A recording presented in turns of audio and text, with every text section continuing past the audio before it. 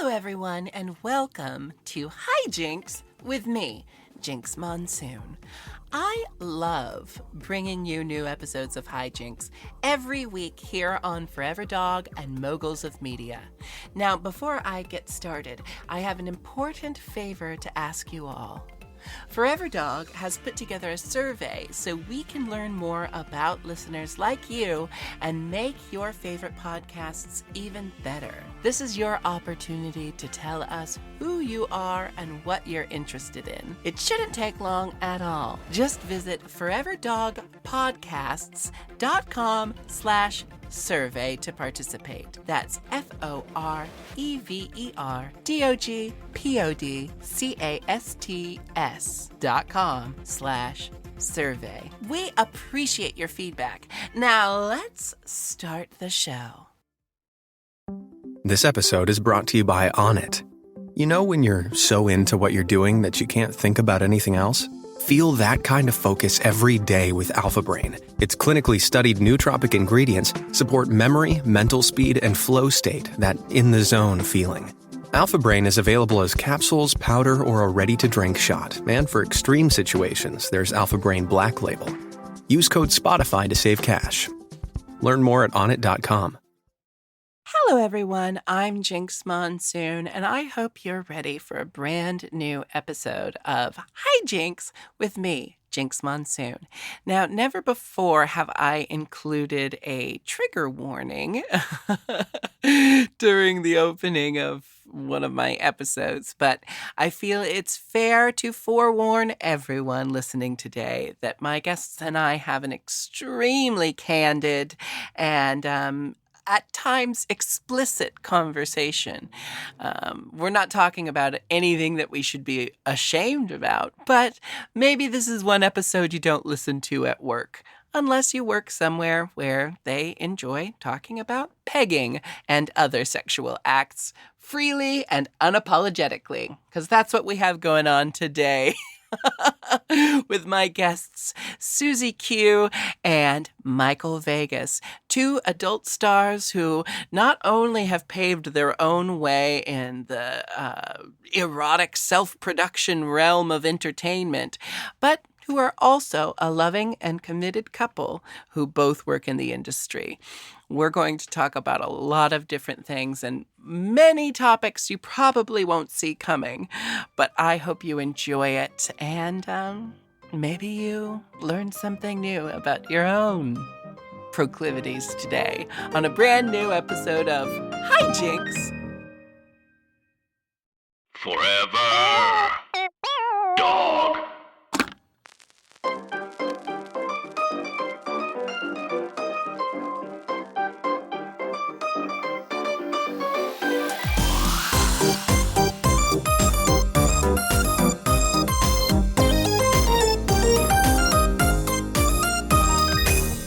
Hello, everyone. I'm Jinkx Monsoon, and welcome to Hi Jinkx, a podcast where I, an internationally tolerated drag superstar, get to interview compelling and fascinating people about how they became who they are and why they do what they do.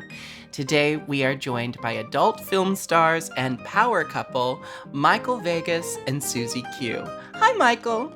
Hi, Jinkx. Hi, Siouxsie. Hi, Jinkx. I want to thank you both for being my first ever threesome episode. This is the first time I've ever attempted to interview two people at once, but this I really is the like way. being the first threesome for people. Popping that cherry. Mm-hmm. There we go. Are you a lot of people's first anything? Everything?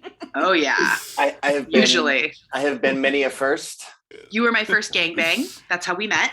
Excellent. Or you Amazing. were part of my Aw. first gangbang. Yeah. Mhm. I like being the whole gangbang. I like you. You were my first gangbang. Well, with That's the what it wonders feels like. of technology, soon we'll be having one-person gangbangs, and Mhm. all of them will just be the same person. Mhm. Green screens I can love do it that. all. If only there was a replica somehow. We're going to get into replicas, but now you've just said to me that you met at a gangbang, and I think I need to hear that story. Wait, we met at a gangbang in a castle. In a castle, in the basement of a castle, True. in San Francisco. In gosh, what year was that? Like It's like 2013, 2014. Yeah. kind of a while ago. A different time altogether. So yeah, I was modeling a lot for kink.com at the time because they were local to San Francisco, producing a ton of porn in this historic building on Mission Street, which was the San Francisco Armory, which you've probably seen in memes here and there. Well, and they I've seen some of the films to come from there, and Yes. Doesn't it start with a picture of the armory from outside at night? And like a doom, like thunder, like which I love. I mean, like I grew up watching Rocky Horror Picture Show and like Hairspray and being inspired by Joan Waters and filth of all different kinds. And so like when I was just like stripping up the street in North Beach and before I started modeling in films, I used to like look at that castle and it was like Willy Wonka's chocolate factory, just like nobody ever goes in, nobody ever goes out. And I knew what happened inside there, but I was like didn't know how to get in, but I eventually got in, and that's where I met this guy. Yeah, man, I remember the first, because I didn't realize that kink.com was in a castle. And so the first time I showed up there, I was just like, where are we going? I like this. I like a little bit of fear when you go to work. It was also guarded by like a little gang of skateboarders. It was like a very iconic skateboarding spot because it has stairs on like 3 different sides. So you had to like brave the skateboarders as you're walking up. And, most people in town know what that place is. So it was a little like, hello, just me walking into this porn castle. Good day, San Francisco. So it really was a fairy tale, is what you're saying. Totally, like absolutely, and like what an insane fun experience. It was so cool because it was Siouxsie Q's fantasy gangbang, and it's like I love making people's dreams and fantasies come true. It's part of why I love doing sexual performance gigs and acting those things out, and to get to be there and know that it's this person's like. She set it up, she had the idea, and she handpicked the players. So it's like not only awesome, but also an honor to like be part of someone's fantasy. So that was very cool. I was writing my column for the San Francisco Weekly at the time called The Whore Next Door, which I can send you the link to like the essay I wrote about. But yeah, I was a big San Francisco Giants fan at the time. They were in kind of that like winning streak, for the first time in like 50 years. And it was very tied with my like sex. Anyway, baseball is very important to me. I'm very gay for baseball. And so the directors at the time were very much like into fulfilling these epic gangbang fantasies for the models. So and Michael, I knew some of the guys. I had chosen a lot of the players, like Mickey Maud was there, Owen Gray was there, just, some homies that I knew were going to like do it right. And Michael I didn't know at all. And he came up to me and he said before the gangbang started, he's like, I don't know if you noticed, but I actually have the smallest penis here. So if you need some help warming up your butthole, as this guy knows about buttholes, I would come to learn in a very, deep way. And I can help. And I like looked at him and it was just sort of like this glimmer of a moment that was like, okay, game on. And I said, you know what? I did notice you have the smallest penis here. And if you think you can even get it in my butthole, because my butt's really big, then yeah, absolutely. And, it was just on from there. It was like sex clown on sex clown. He was like hitting me in the face during the gangbang and laughing really hard. And just like, I was laughing, coming everywhere. So we've been friends ever since. And we started dating like several years later. Yeah, I'm definitely a maniacal laugher during a gangbang. It's As am I. crazy. It's like when you see it in person, if you witness a gangbang in person with a team of people that know how to do it, right? You gotta have performers that like know how to work together, like put legs and like not spend too much time discussing how to get to a position and more about just like, you're in a gangbang, you're kind of like this little object that just floats around. Yeah.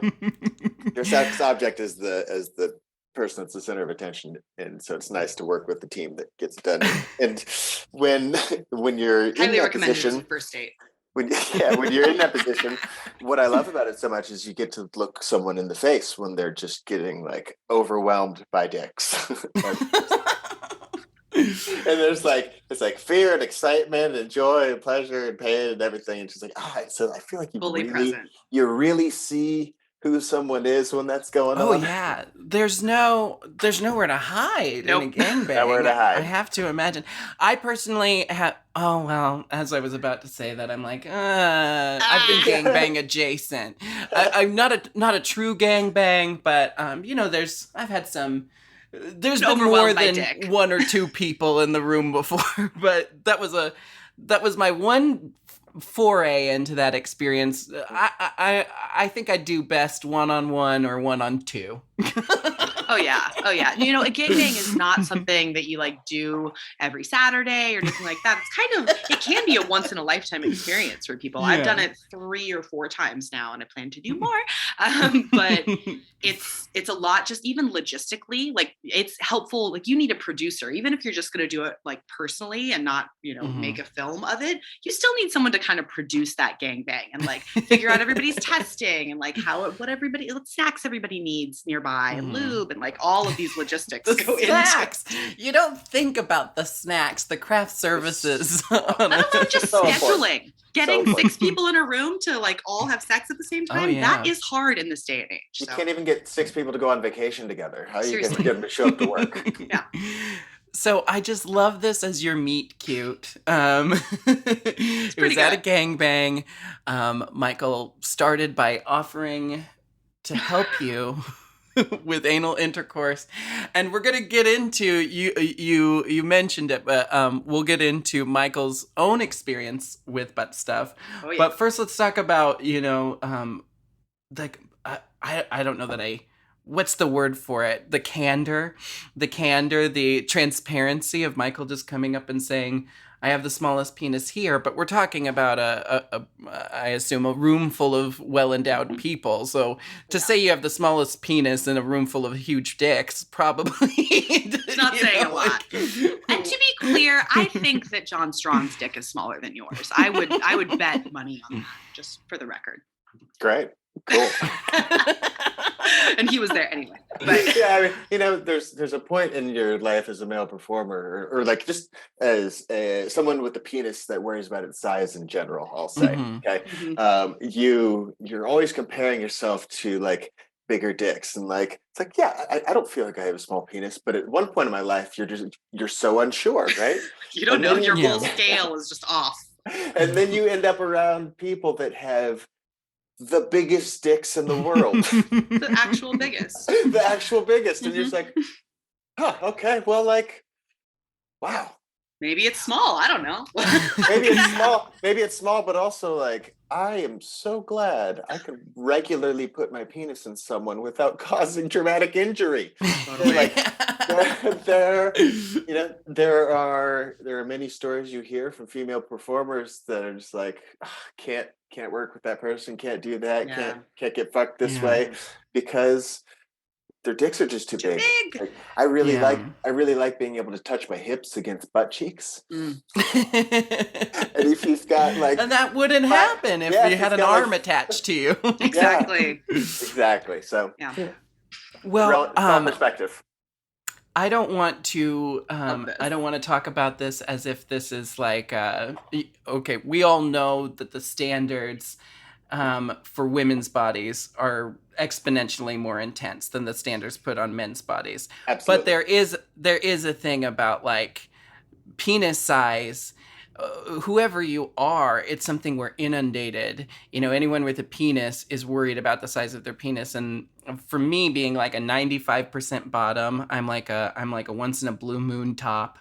I have never like really needed to have a giant penis, but it always felt like should I be worried about the size of my penis? And Right. then I had to lean into the joke of it, like if some, on the cruising apps and stuff, if someone asks the size of my penis, I'll say like, that doesn't really matter. You're not going to be concerned with that side. Yeah. It's not really. The point is moot. It's not going to come into play. It's a non-issue. I and through that, it's like through that I now have zero insecurities about my penis, but I did spend moments of my life thinking, would my life be different and or better if I had one of those giant penises? And I don't think it would. I mean, it would be different, but I don't think it would be better.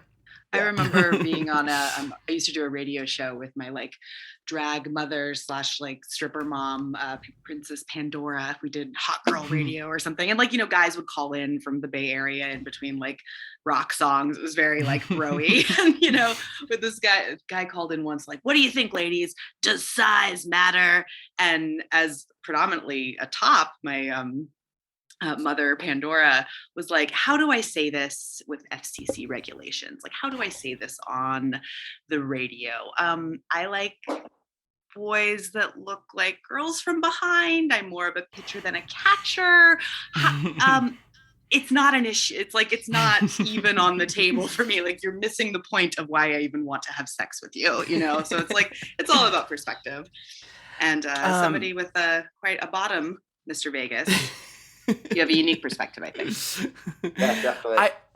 I will say, you know, I call myself a bit of a size queen, but same. you know, I like a big dick. I don't think Yeah. there's a lot of people who are like, no, there's people. There's definitely people who prefer small penises, but for me, you know, there's the dick I want to sleep with once a month, and then there's the dick I want to settle down with, and which is considerably more manageable in a day-to-day capacity. I do, and I feel compelled to confess this to you both, and this is the first time I've ever shared this story publicly, but in college, I hooked up with an adult entertainer from a cruising app, and I don't know that he's active in the industry now, but he had probably one of the top 3 largest penises I've ever seen physically in front of me. And he asked if I wanted to bottom, and I said I was too intimidated. And I was like, I don't know. I've never tried a penis that large. And looking back on it at 34 years old, it's probably one of my biggest sex regrets that I didn't at least try. Yeah. That I didn't try and see, you know? But Totally.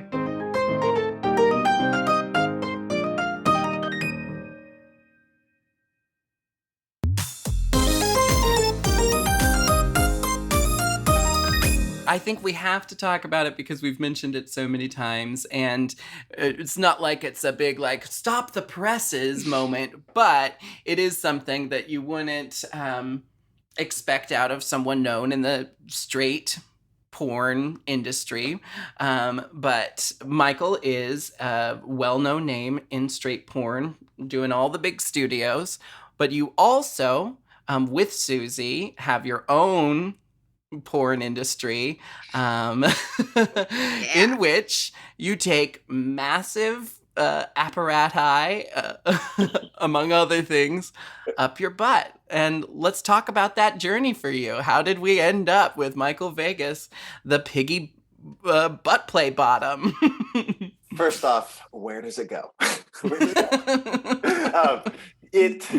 Okay, let's start with I'm the so journey. proud that that's how you were introduced on a podcast. Did I just say, like, when I met this guy, he was not sort of out in that way, and like watching you transform and come out about this part of your sexuality and be a leader and an inspiration for other people to embrace who they are, and like, I love you so much. I'm so proud of you.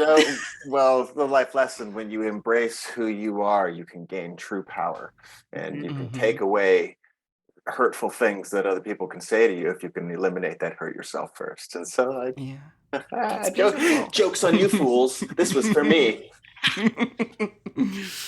Okay, so ages ago, back when dropping the F-bomb against as a homosexual slur was in my vocabulary, it was the 90s, man. It's just like you just use that word, and like, I never like had hate in my heart. It was just part of it. But like that sort of thing becomes stuck in your vocabulary. Okay. And so over the years, like I wasn't even a sexual person when I was using that word. And it's conditioning, like, I mean, I think back I've known I was queer my entire life, but there were moments where I totally said things that I didn't agree with or believe in because that felt like the only way to fit in with other guys. And that is conditioning And telling us that the survival. only way to be a man and survival, but the only way to be a man is to, you know, be strictly straight and really aggressive with your straightness, and make sure that anyone who's not straight knows that you're not cool with it. That was just what we were conditioned to believe was natural and normal. So anyway, just to help you out there, now feel free to go on. I appreciate it. I appreciate it. And so, I grew up this life living with dudes where you're like trying to be a cool dude, right? And fitting in, just like you said. But I was also always allowed to be like a weirdo kid wearing costumes and encouraged to be like whatever I want. And so there was this like have to fit this model of being a guy, and then also being whatever little weirdo Michael is till this very day. And so, fast forwarding into the sexual part of my life, it's like when I was 16, hitting up the old AOL chat rooms, definitely talking to a woman. Someone told me to touch my butthole while I was masturbating, and so I did, and like it felt naughty and cool, and I was like, all right. Like I like the naughtiness of that, and like my butthole, whatever. And so like I wasn't super into it, never really like got involved with it, and just wasn't into experimenting with men or anything like that in my life. And then fast forward many years, where I was a more fluid person, and like I was interested in doing pornography because it just seemed like a fun, exciting thing to do in my life. My friend Ryan had met with Mike Hancock and had done some gay stuff with him and like some bi stuff with his girlfriend and Mike. And I was interested, and so I was like, okay, we'll try it. And they kept trying to sell me on. I'm like doing some gay stuff and making some money, and finally I was just like, cool, I will try that out, because at that point in my life I had a bunch of relationships with women that were they just ended awful and in so much hurt, and like I'm not trying to do that to people, and I'm not trying to do that to myself, and I'm not the type of person that keeps making a similar mistake. So like, let's change up the equation. Maybe you're supposed to be dating guys, Michael, because dating, like, you get along with guys famously out, like, and you're not trying to have sex with them or anything. That's never been on your mind, but like, maybe you're wrong. You've been wrong before. So like, so let's try it out. But like, also like, I don't want a guy to fall in love with me. That would feel like, and people fall in love with me quickly, and so that was like, I can't like go to a bar and like try to find some guy to pick up. Like that would feel like that was even more odd than doing gay porn for the first time, right? Like just even the thought of that. And so like with these people that felt like in a comfortable environment, I went and I did a couple of gay scenes. I mostly topped, and then I was given the opportunity to bottom for a strap-on scene for them, and it's like, that's hot. Okay, like I knew like I like my butthole touched. I knew that I was attracted to femme energies, but like, where does this all fit in? I wasn't like super aware of strap-on stuff at this point in my life. Still feeling ashamed and gay from all of the judgments of myself on my past and other people that I had to suffer at this point in my life now too. I think like the common like wisdom of the time was just like, if you like things in your butt, you are certainly gay. Full stop. Absolutely. Like that was just yes, hard exactly. to rewrite that at the time culturally. So difficult to rewrite that. And like, if anything about it would come out, your friends make fun of you forever. And that was social death. And like that at that point in my life was the worst thing ever. Right. So social death is truly horrific for people. And, suicides are committed over that sort of thing. And like, it's too much to bear for me. Anyhow, so I did get the strap-on scene, and I was like, all right, that was cool. Still like I like that more than I like having sex with the guys. Like having sex with the guys wasn't terrible. Like I like people, and like I wasn't forced to do anything. Like sex, so yeah, I wasn't forced to do anything I didn't want to do. My dick got hard, and I was able to do it. Like it was a hot erotic situation, which I liked. So like that fluid part of myself was born, but also like it just never was like, hey Michael, would you like to have gay sex or straight sex? It's like, well, I have the option. Okay, great. I'll do this one. So I love that strap on scene, and that left this point in my life where I was like, okay, I like butt stuff, and I like it with them. I'm gonna put more things in my butt, right? So like throughout my own shameful masturbatory life, I from like 19 until now. I just put stuff in your butt occasionally. And, like you buy toys and you buy things, you buy small stuff, like. And one day I was, fast forward in the future, I've started doing, I've had a marriage and a motorcycle death, and I have come to this point in my life where I'm doing mainstream adult film, and I have gotten comfortable enough talking with people that I know are also kinky about my like of butt stuff. But I was also still too afraid to admit the extreme level at which I like butt play stuff, because like you can take a strap on and be straight, but if you take a fist, you're gay. Like, is that the rule? that was the weird rule I had. Like, who are you in here? Who's making the shit up? I think it's so fascinating because I think this was like part of the first conversation we had, you and I, Michael, before we had met in person, but we were just talking through Instagram or something. And I'm paraphrasing, but the sentence you said to me was, "I just want the men of the world to know that it feels good to put stuff up your butt." And that's a thing that it's like, I think there's it's a twofold thing, because there's the conditioning to have shame around any kind of queer identity. There's the conditioning where if you like something up your butt, you're gay, and that misconception. But I also do think that there's a lot rooted in misogyny here, because there's, I think there's lots of times where it's like, okay, if you're having gay sex, maybe you identify as queer, maybe you identify as a straight person who's down with having gay sex, whatever. But to be the top is exponentially more like accepted and less demonized than being the bottom. And if you're the bottom, you have to be gay if you're the one taking it, Absolutely. And when in reality, the physiology of it is, if you're doing it right and you're doing it, and I think bottoming is, powerful. 80% mental, like you have to be there mentally. You have to want it and be open to it, because, let's just say if there's resistance there, it's not going to be fun for anyone. So, but the physiology is, it can feel good to put stuff up your butt, whatever your sexuality is, whoever your partner is. And the only reason more people don't explore it is because of the negative connotations that come with it. Absolutely. And what I've realized is that in cis hetero sex culture, the bottom has no power, right? That's what they've been told is the power dynamic. Misogyny, right? And so if you were told you were the one that possessed the power as a bottom our entire lives, wouldn't it change your perspective on what role you wanted to play?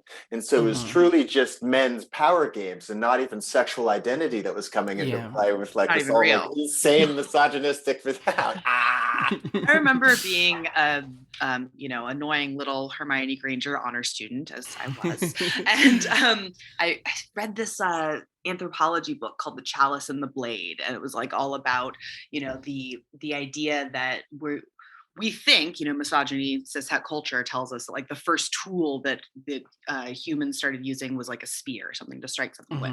But that's not true at all. It was a basket. It was a bowl. It was something to hold things in. It was a chalice to put things in, because that's the first thing that we need. Before we need to strike something, we need to hold something, right? And like just wanting to have this conversation more broadly about gender. I remember being like, Mrs. Eagle, do you think that like the psychology of just like moving through life being someone who is penetrated versus being someone who penetrates, does that do something to us like psychologically? And just like, Dakota, shh, no, No, like so many times I like wanted to have those conversations with my teachers through school and was like shut down. And like, hey, guess what, Mrs. Eagle? Guess what? Yeah, it does. And like the first time Michael, like really embraced his power as a bottom, similarly, like, I felt so powerful during that gangbang, getting filled with all these dicks. And I feel a different kind of power when I remember the first porn that I did where I was like, hey, can I only wear a strap on today? Like, can I just top? It was, at least 5 years into my career. And I was, shout out to Jizzly and Shine Louise Houston, Pink and White, Crash Pad, love you forever. Thanks for letting queers have sex how they want. But that changed something in me, being like, no, I can show up and just be the one who's penetrating. I think the power, we're told all the time, I'm trying to figure out where to start here because I feel like we're talking about so many worthwhile things. Yeah. But first of all, we are told from birth that because based on our genitalia, that is going to determine who we are for the rest of our lives. It's going to determine how we have sex. It's going to determine like our standing in the world, what we wear, how we present ourselves, how we're able to identify to ourselves. And then, we're having the conversation now more than ever of like, none of that is true. None of what you were raised to believe is true because literal fairy tales. You literally get to make all the choices in your own life. And to be a person with one set of genitalia does not actually determine the rest of your life unless you let it determine the rest of your life. And so, be a person with a vagina and be a top. Be a person with a penis and be a bottom. Any combination or variation on anything is possible. And the only reason we don't know that from birth is because our society tells us otherwise. And so while what you're doing is it's kinky porn, it's hot, sexy porn, it's also, it's a bit of a movement, and I think we see the ripples. I've actually talked quite a bit recently because one of my favorite porn things lately has been straight porn where the man is getting rimmed. It's very popular these days. Rimming is like mainstream fully. Mm-hmm. It's like it's like standard in your average porn scene now, and it was not 5 years ago. Oh yeah, taboos and fetishes are being mainstreamed in a way and rapidly. Like I remember feeling scared to let anyone know I had a foot fetish, just a few years ago. And now it's like every OnlyFans model does foot stuff because they know their audience wants it. Not even OnlyFans models, like soccer moms are making extra money taking pictures of their feet. And that is the world we've been fighting for a long time in my, But yeah, just and the reason why I say straight porn where the guy is getting rimmed, because, it's fairly common in queer porn, rimming is not going to blow anyone's minds in queer porn. But what I specifically like right now is seeing men who are known for their straight male porn careers now take on this role that is more vulnerable, considered more feminine, and considered not straight. And to see, these straight porn stars I've seen fuck countless women in a very I'm a man fucking women way, lift up their legs and get their ass eaten by a woman who is now in control. It's really like sexy a tiny to girl, me. Half their size too. It's suddenly just propping up a leg. Yeah. But yeah, she makes you feel that way. You're not in really control anymore. Yeah.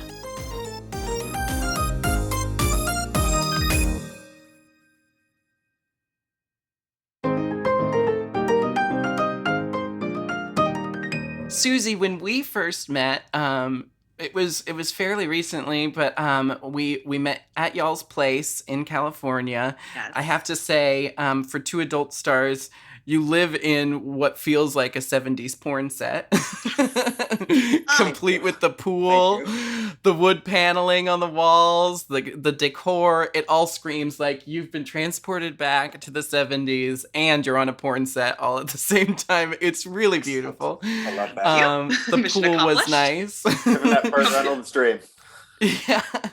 One of the first things you said to me about yourself, Siouxsie, was that you are a queer historian, and you were giving me insight as to why there was separate prides in LA, or why there was LA Pride versus, or I can't remember the details, but I didn't fully understand the backstory to how we ended up having Pride in LA the way we experience it today versus what it used to be. So could you tell my listeners a little bit about that? I feel like I'm getting like pop quiz from like queer history pop quiz. So I did a couple seasons of a podcast called Ill Repute with my friend Sovereign Sire, who is also like an amateur historian and adult film star.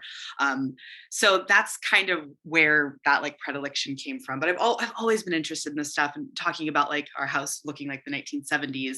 Siouxsie Q has very much been like this vintage cartoon character that I get to step into the shoes of, that I am very much in my soul. And like when I first started, it was very Betty Page, very 1950s. And then when I moved to LA, it got like very more like Doris Day, 1960s. And like now I'm here in Arcadia and it's very 1970s. We're just like going through the, the ages sometimes. And when I curl my hair, it's like 1985 is here. But so I think what you're referring to, and like, please listeners, call me out on inaccuracies here. Let's like dive deep into this conversation. But I think what I was referencing is that, so the city of West Hollywood actually exists because we wanted to have pride, and LA, the city of LA, wouldn't sanction it, is I believe what I was talking about. And I don't not an expert on this subject in any way, but it's my understanding that is why the city of West Hollywood was founded. So we could have pride down Hollywood Boulevard. And this was like, 1971. It was like in the first 5 or 6 years of pride even being a thing in celebration of Stonewall, in commemoration of the Stonewall riots. So it was very early on in the inception of like this becoming an inaugural thing. And in order to get around the city codes of LA, we had to create a new fucking town that's like a sanctuary and continues to be a sanctuary for LGBTQ plus individuals to this day. Yeah. That is what we were talking about, because I didn't fully understand that West Hollywood was its own thing. Right. I didn't fully understand that by going into West Hollywood, I was leaving LA, essentially. Totally. So, but I love all that stuff. I love all the nerd stuff. And I love it too. You both were, so we know from your meet cute that you both were already working in the adult industry. You were friends for years before you began your romantic relationship. And now, congratulations, you are engaged because Siouxsie popped the question. And my producer actually pulled your tweet or your Instagram caption about it. This is Siouxsie Q Media. Excited. Did you hear the news? And then a bunch of emojis. We got 2 wedding rings, some clouds, some rainbows, lots of birds, some kangaroo, a lot of birds, and then a lot of pig emojis. Yeah, we are pigs. Did you hear the news? We're going to do the thing. I proposed on the zipper at the LA County Fair this year, but the ring needed a little resizing for his big, strong fingers. So we waited a bit to announce publicly. So keeping up with your quote-unquote non-traditional relationship, Siouxsie popped the question, defying all gender norms that we were conditioned to believe. Tell me a little bit about that experience, and also, I don't know what the zipper is. Tell me what the zipper is. Okay, really quick. It's very important. The zipper is that horrific ride that you see at county fairs that's like, it's a bunch of little tiny cages on like a long rotating cylinder thing, the conveyor belt, and each individual cage turns as the whole thing goes on a conveyor belt, and the whole thing like turns. It's it's very intense, but we love intense experiences. A lot of aggressive flipping over. Absolutely. Not the place to pull out a Tiffany engagement ring, like at all. But I did some things. It was so. Okay, so it's not the first time I proposed to someone. I was engaged, but when gay marriage was still illegal, very early, like 21, I proposed to my girlfriend at the time, who is now living his life as a man. And but years ago, we were tiny little baby queers, and I proposed at the time. It didn't end up working out. We're still friends, and then I was proposed to by my now ex-husband. So we're, I'm not new at this. And so you each have one marriage under your belt. Michael has two. Oh, Michael has two. DivorcePornographersClub.com. That is us for sure. So it's like that's the next website for sure.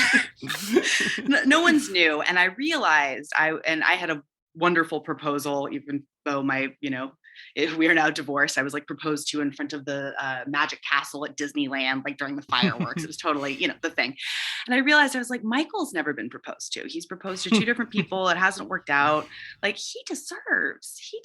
everyone deserves that feeling of like being picked and being cherished. And he makes me feel that way every single day. Like he got me this ring, which is the Disney villains Captain Hook ring, like it has a garnet on it. Like he got me that just as a matter of course. Like I usually wear a collar because we have a BDSM committed relationship. So like he'd said the thing. I felt picked, and so when we went and saw our friend Robbie Echo, another adult film star, get married, we were staying at the Virgin Hotel, New Virgin, which formerly the Hard Rock, where the Adult Video News Awards, which is like the Oscars of porn, has happened every year. We spent so many years in that hotel, and I was just overwhelmed with this feeling of just like, oh my God, like I cannot move forward in my life until I make sure this man knows that like I want him. I want him forever.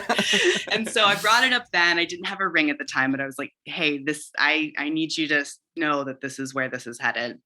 And I picked out the ring. I talked to my best friend, who's like been my best friend since the 7th grade, and like went back and forth with my mom and my aunt and my cousin, and picked out this ring from Tiffany, which like Tiffany is important for sex workers. If you don't understand why, just go watch Breakfast at Tiffany's, fast forward to all the racist parts of Mickey Rooney, and understand. So, it's important for us. And it is a ring that was designed by Pablo Picasso's daughter, Paloma, that has, it's in the style of two eternities, which is like the flower of life. Michael is a juggler, spins poi, that like sort of flower of life, infinity. It's beautiful thing. It's got a little diamond in it, and it's engraved on the inside. It says he, because he is my he. So yeah. And I proposed. So when it was finally ready, I was going to do it at the LA County Fair at this one particular place, but everything's closed because of COVID. And so we were just like on the zipper, and it wasn't like going fully. It was that point where like the Ferris wheel, they're taking everybody down. And so we were just like, it was safe. It was safe enough to pull out the ring. And I was like, by the way, I told you. Yeah. That's how it happened. Yeah. It felt so good to get proposed to and like to be picked like that. It was really, it was such a I can't even talk about it. It made me feel so nice. I love that. When my partner and I, we had talked about getting married, and then when the proposal finally happened, it was, mid-COVID, because we had talked about getting married. We knew we wanted to do it, but we saw it as a down the road thing. And then COVID made us feel like we don't know what's going to happen with this.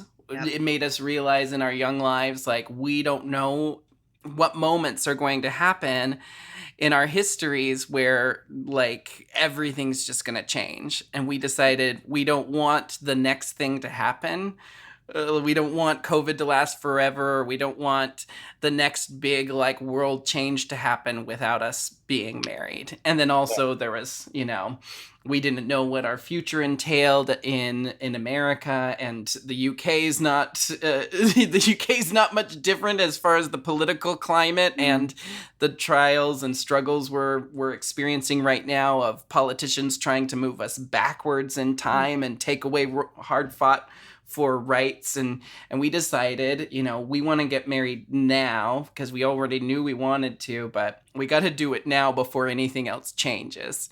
And we actually took turns proposing to each other. I love that. I proposed to him, and then I said, "You want to do it?" And he was like, "Oh yeah." And then he got down on his knee and he proposed to me.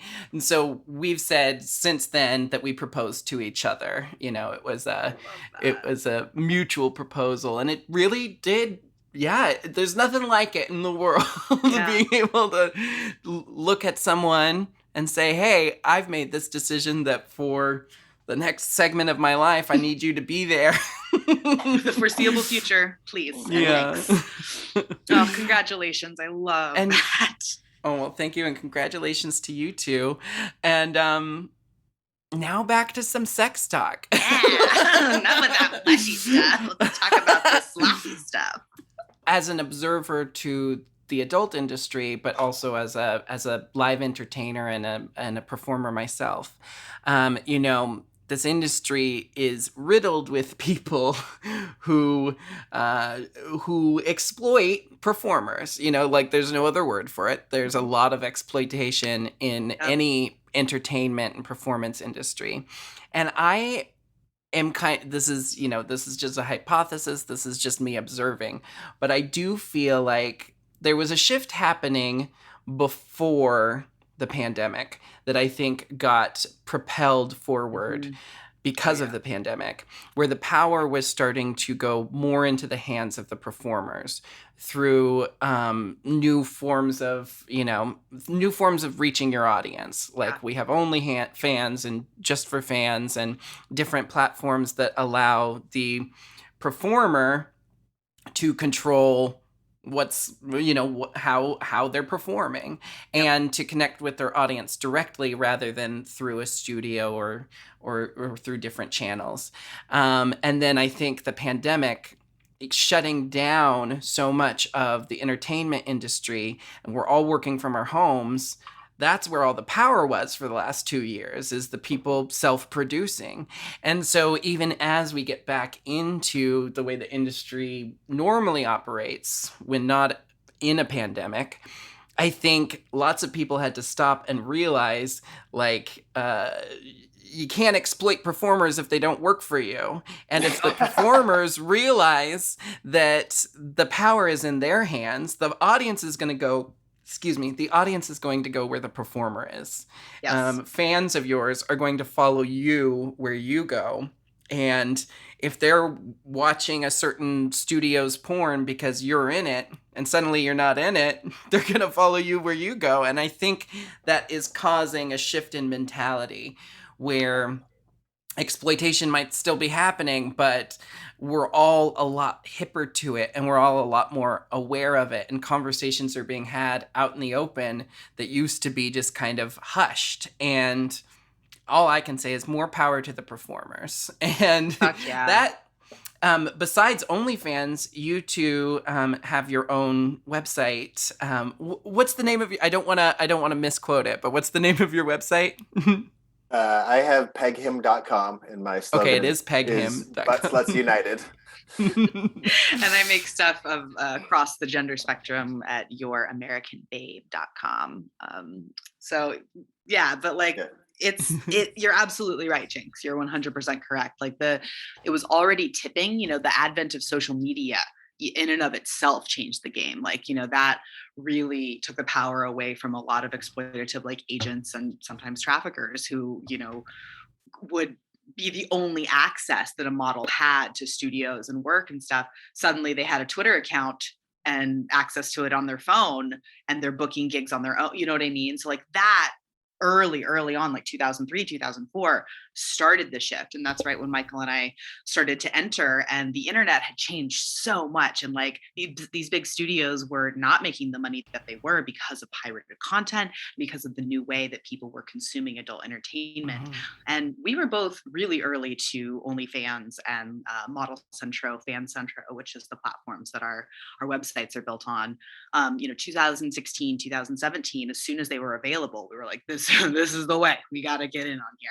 And when pandemic hit, everybody had to lean into that. I think like within the first, well, right when OnlyFans started to announce that they were going to ditch adult content creators, about like a year and a half into the pandemic, I created a free guide which people can check out at ilovesqmedia.com. That's 34 different platforms for fearless content creators to monetize their content, whether it's OnlyFans, Patreon, FanCentro, Just for Fans. There's so many options now. And so like, I don't want anyone to ever feel like they are in a position where they have to take orders from someone about their body. And that goes down, like I've worked in an office, that counts too. Like I remember I have a good friend who was a trafficking survivor. And one day she's like, do you want to come to lunch? I was like, oh, well, I'm at work. I was working at the ACLU at the time. Like I'll have to see. She's like, wait, are you telling me that you can't leave to go somewhere? You have to ask someone's permission to leave? How is that different from when I was kept in a model house and like make it make sense, baby. Make it make sense. And I think we're all kind of at that point. We're all at that point. Like, make it make sense. We have the power. We're the ones creating the content, no matter what industry you're in. Workers are rising right now, and we fucking love to see it. Yeah. And of course, like you mentioned, it's not like these self-producing websites aren't without their problems. Right. And but that just kind of further shows where the power actually lies when we break down, any kind of mind games that have been played on us as performers to make us think that we aren't in control of our own lives and our own careers. When everyone was ready to leave OnlyFans for them banning adult content, OnlyFans changed their tune really quickly because they realized, we don't actually call the shots. If we're creating a platform for performers to have the power, we have to actually let the performers have the power. Yeah. And I want to just mention that you, Siouxsie, have been very outspoken on issues we've talked about.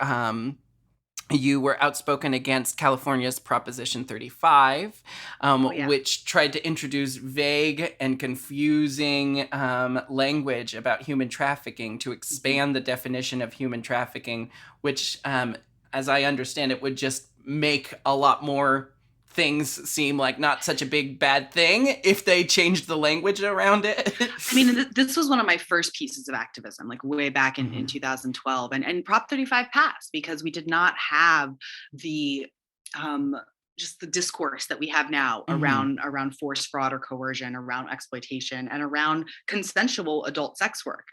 Those conversations were not at the forefront. Cori Bush was not freaking tweeting about OnlyFans. It was different. It was very different. And that law passed, and we're still living with that reality. That's why things like Sesta Fosta, which passed federally in 2018, is fucking everything over. That's why people are losing their Instagrams. That's why LGBTQ content is getting flagged and shadow banned.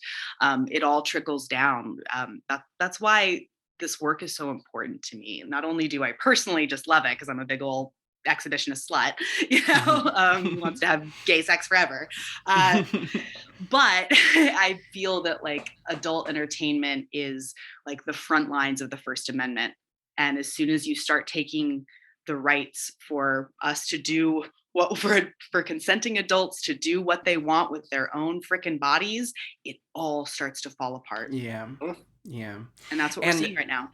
And I think, that's what, that's a conversation we're having is like, lots of times laws get introduced in places we don't live and we think, like that sucks, but how's it going to affect me? And the thing is, these things have a chain reaction. If you get one law taking away freedoms and agency from people in one part of the country, other parts of the country are going to go, they did it, we could do it too, And so much of it is happening because of the stories we're being fed from the top, from mainstream media, from the people, in control of these narratives. But social media is giving us the chance to communicate with each other. Yes. And that doesn't mean that it's perfect. It doesn't mean that it doesn't get interrupted, but we are communicating with each other, in a way that is helping us all see through that smokescreen of conditioning and through that smokescreen of a narrative being sold to us that isn't actually true. And it allows us to build power. So you look at Prop 35, which passed by like 90% or something horrific. And just to clarify really quick, that law in California is really what conflated consensual adult sex work with all human trafficking. It made it so in the law books, and this is so much of how mainstream understands consensual adult sex work, they think it is the same thing as force, fraud, or coercion for the purposes of exploitation. And it certainly is not. So anyway, that passed. Fast forward 4 years later, Prop 60, which was a piece of legislation that would have made it possible for my neighbor to sue me if they saw me performing in a porn in a way that they did not like, i.e. without a condom, even if that person was Michael Vegas, my fucking fiance. So it was a ridiculous piece of legislation really aimed at controlling an already marginalized group of people, and really allowing, these ridiculous... allowing California to become even more litigious, right? As if we need that. And we defeated it. It was a grassroots campaign. We were outspent 10-1, but the adult film industry came together with our allies from the LGBTQ community, with our allies from the HIV community, with our allies from pop culture, including Seth Rogen and I think Questlove at one point. We did the thing and we got the information out there pre-TikTok, pre-Instagram Reels. This was just Twitter, Facebook, and word of mouth and showing up in the streets if we had to. But we were able to defeat it. And I think that gave us a lot of strength for the fights that we are going to have to keep fighting, unfortunately. And fights like that have ripple effects. I think we're in this new time right now where we are actively working against, in the queer community, we're actively working against the stigma of HIV, and we're actively spreading education and true understanding of the experience of people with HIV and destigmatizing HIV. Of course, we want everyone to be healthy and we want to keep everyone safe and healthy, but that doesn't mean that if you're in the same room as an HIV positive person that you're going to walk away HIV positive. And I remember, some of it came from survival. Teaching safe sex practices was a form of survival for our community. And growing up in the 90s and 2000s, post-AIDS epidemic, I was inundated from a very early age of if you have sex without a condom, you're going to get HIV and that's the end, you just die immediately. Yeah. Yeah. And so, of course, we know today that it's not true. First of all, yeah. First of all, HIV is not the end. Second of all, the whole condom conversation, it's a conversation you have with your sex partners. Yeah. And you do what you're comfortable with and you do what's safe for you. And that's the biggest thing I think that is important for everyone to know right now, is that transparent, candid, upfront, direct conversations before, during, after sex is what needs to happen.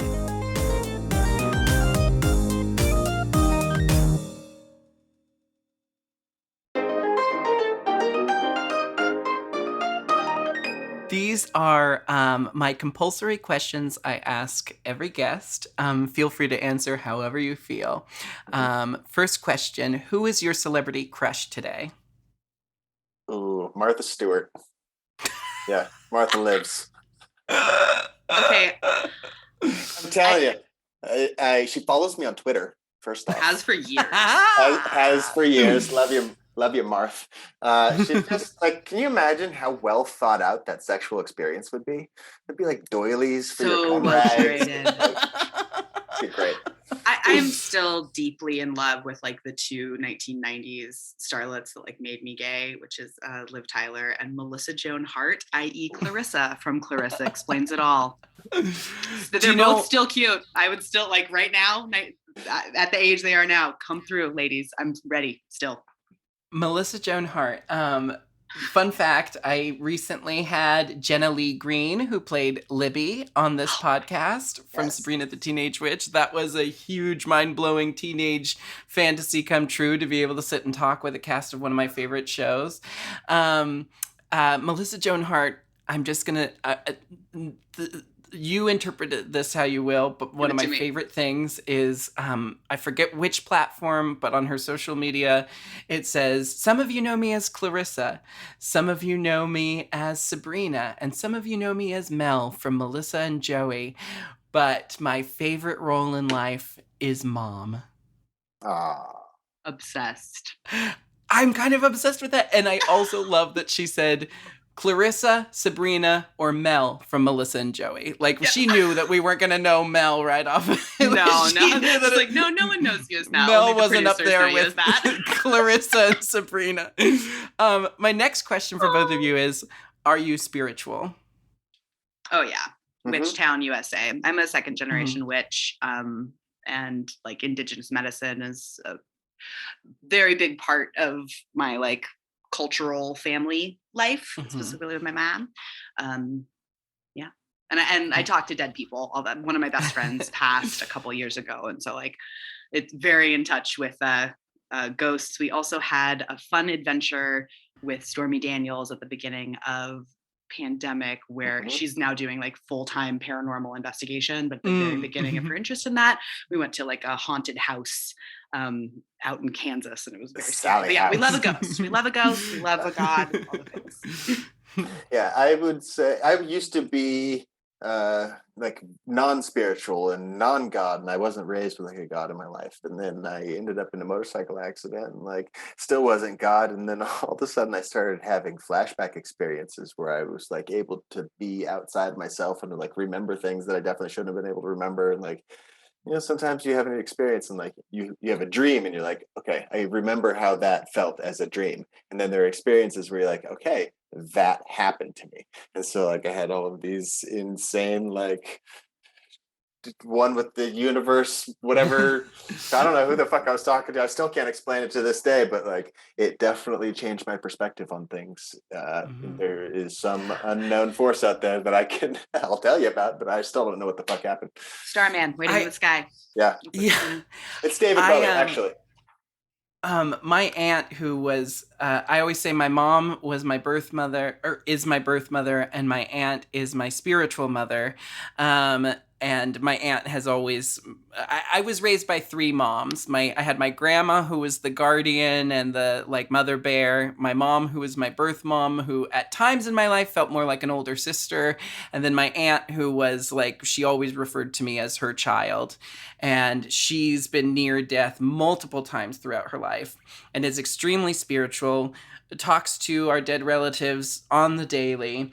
And it's one of those things where it's like, I don't know what happens when I get that close to death. So all I can do is trust my aunt's experience. And all I can do is listen to her, tell her story, and accept it as truth because she experienced something that I have not. My final question for both of you is, what is your go-to karaoke song?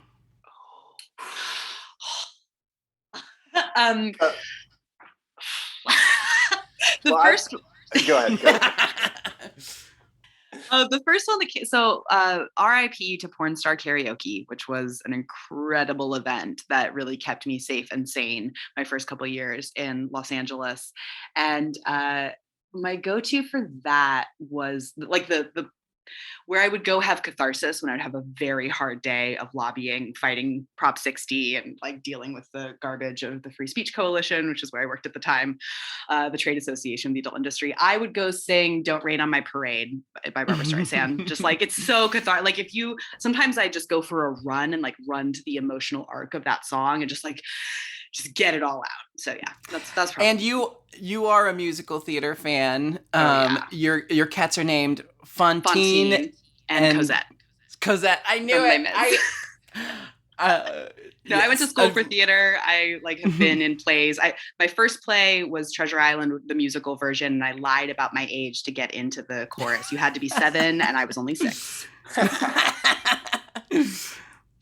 Michael, go-to karaoke song? Oh man, I grew up with the narrative in my family that we were not able to sing, and so I haven't practiced singing until like 2 years ago, really, and that was when I started playing acoustic guitar.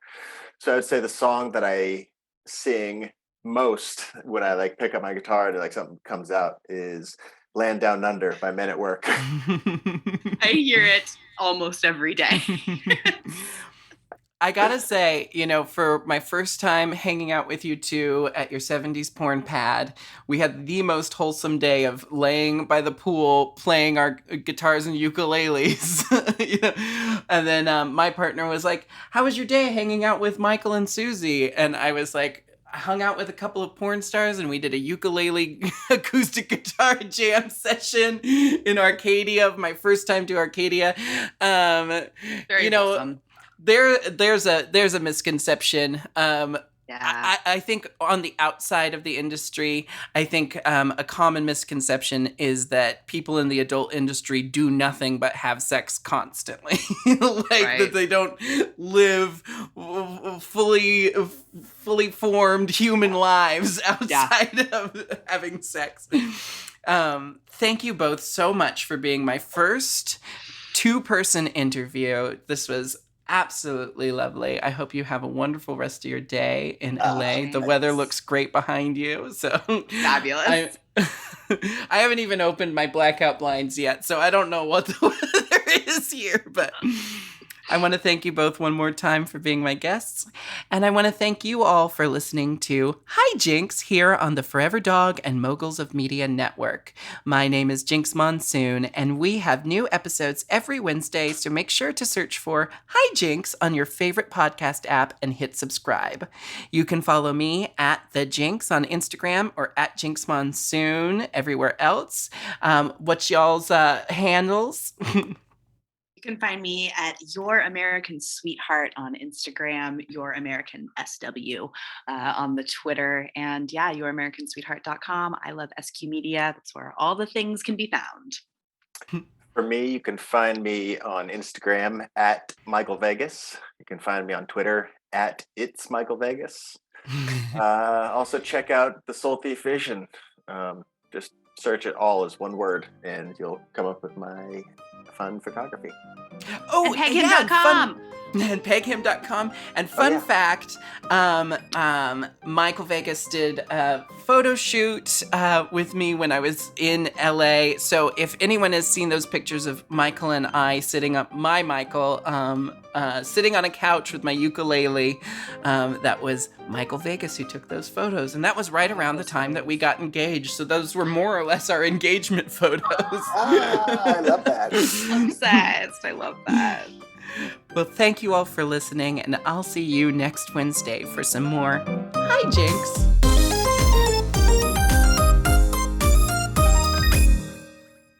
Forever Dog. To listen to Hi Jinkx ad-free and one day early, sign up for Forever Dog Plus at foreverdogpodcasts.com/plus. Hi Jinkx is produced by Forever Dog and Moguls of Media, aka M.O.M. Hosted by me, Jinkx Monsoon, produced by Joseph Shepard, editing and sound designed by Will Pitts, and executive produced by Willem Belli, Alaska Thunderfuck, Brett Boehm, Big Dipper, Joe Cilio, and Alex Ramsey.